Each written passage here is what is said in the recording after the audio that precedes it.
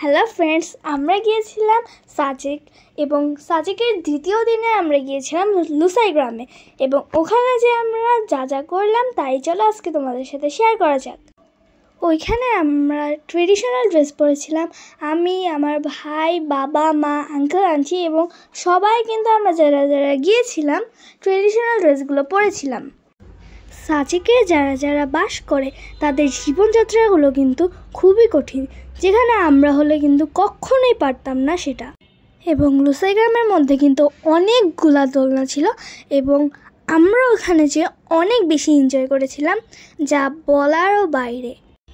লুসাই গ্রামের যেই জিনিসটা আমার সব থেকে বেশি ভালো লেগেছিল সেটা হলো দোকানদার ছাড়া দোকান।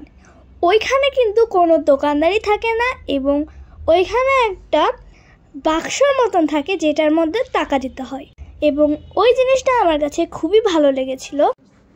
এখন আমি ওদের জীবনযাত্রা দেখার জন্য যাচ্ছি এই ঘরগুলোর ভিতর। ওদের ব্যবহৃত অনেক জিনিসপত্র আছে যা ওইখানে যে আমরা দেখলাম। ওরা যেভাবে শাড়ি বুনতো এখানে কিন্তু তেমন একটা জিনিস রাখা আছে এবং এইসব দেখতে কিন্তু আমার সত্যিই অনেক বেশি ভালো লাগে।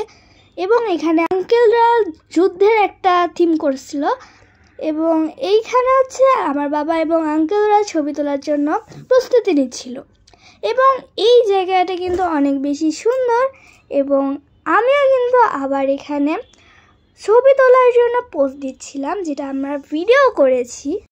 আমরা এখন লুসাইদের একটা ঘরে ঢুকছি। সো এইটা হচ্ছে লুসাইদের আরেকটা ঘর। এর ভিতরে কিন্তু আরও জিনিস ছিল যেগুলো দেখলে বোঝা যায় তাদের জীবনযাত্রাগুলো কত কঠিন ছিল। ওদের জীবনযাত্রাগুলো এখানে কিন্তু ফুটিয়ে তোলা হয়েছে। ওরা প্রাচীনকালে যা করতো তা মূর্তির মাধ্যমে কিন্তু এখানে বোঝানোর চেষ্টা করা হয়েছে। আমি দেখে অনেক বেশি খুশি হলাম।